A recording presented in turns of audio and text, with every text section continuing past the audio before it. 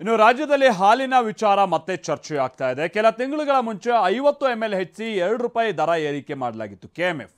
ಈಗ ಕೆಎಂಎಫ್ ಮತ್ತೆ ಮೊದಲಿನ ಅಳತೆಗೆ ತರೋದಕ್ಕೆ ಮುಂದಾಗಿದೆ. ಜೊತೆಗೆ ಸಂಕ್ರಾಂತಿ ಬಳಿಕ ನಂದಿನಿ ಹಾಲಿನ ದರ ಹೆಚ್ಚಳ ಆಗೋ ಮುನ್ಸೂಚನೆಯೂ ಸಿಗ್ತಾ ಇದೆ.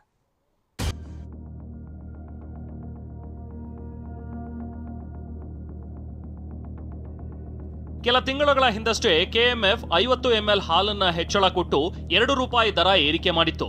ಸದ್ಯ 50 ml ಕಡಿತಕ್ಕೆ ನಿರ್ಧಾರ ಮಾಡಿದೆ.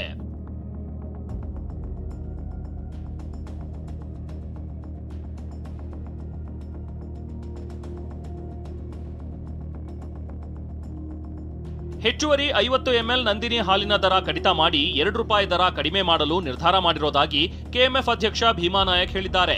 ನಂದಿನಿ ಹಾಲಿನ ದರ 44 ರಿಂದ ₹42ಗೆ ಇಳಿಕೆ ಆಗುತ್ತೆ ಎಂದಿದ್ದಾರೆ.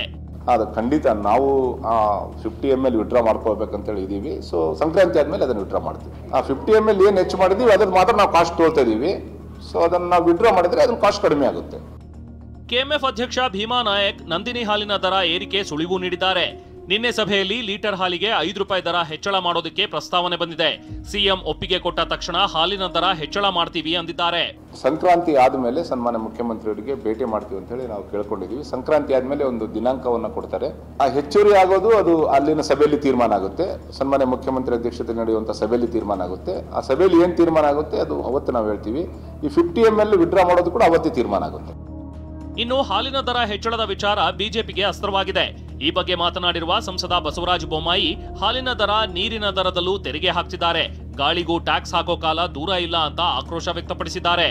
ಈಗ ಬಜೆಟ್ ನಂತರ ಮತ್ತೆ ಸ್ಟ್ಯಾಂಪ್ ಡ್ಯೂಟಿಯಲ್ಲಿ ಮತ್ತೆ ಹಾಲಿನ ದರದಲ್ಲಿ, ನೀರಿನ ದರದಲ್ಲಿ ಎಲ್ಲದರಲ್ಲೂ ಇವತ್ತು ಹೆಚ್ಚಿಗೆ ಮಾಡ್ತಾನೇ ಬರ್ತಾ ಇದ್ದಾರೆ. ಜನಸಾಮಾನ್ಯರ ಬಳಕೆ ಮಾಡುವಂಥ ಎಲ್ಲ ಪದಾರ್ಥಗಳು ಗಗನಕ್ಕೇರಿದ್ದಾವೆ. ಗಾಳಿಗೆ ಬಂದ್ಬಿಟ್ಟು ಎಲ್ಲಕ್ಕೂ ಟ್ಯಾಕ್ಸ್ ಆಗುತ್ತೆ. ನಾವು ಸೇವೆ ಮಾಡುವಂಥ ಗಾಳಿ ಅದಕ್ಕೆ ಟ್ಯಾಕ್ಸ್ ಹಾಕುವಂಥ ಕಾಲ ದೂರ ಇಲ್ಲ ಅಂತ ಅನಿಸ್ತು ಈ ಸರ್ಕಾರ ಮುಂದುವರೆದು. ಒಟ್ನಲ್ಲಿ ಸಂಕ್ರಾಂತಿ ಬಳಿಕ ಹಾಲಿನ ದರ ಹೆಚ್ಚಳವಾಗಲಿದೆ ಎನ್ನಲಾಗ್ತಿದೆ. ಹಾಲಿನ ದರ ಹೆಚ್ಚಳವಾದ್ರೆ ಬಿಜೆಪಿ ಇದನ್ನ ಅಸ್ತ್ರ ಮಾಡಿಕೊಳ್ಳಲು ಕಾಯುತ್ತಿದೆ. Bureau report, TV9.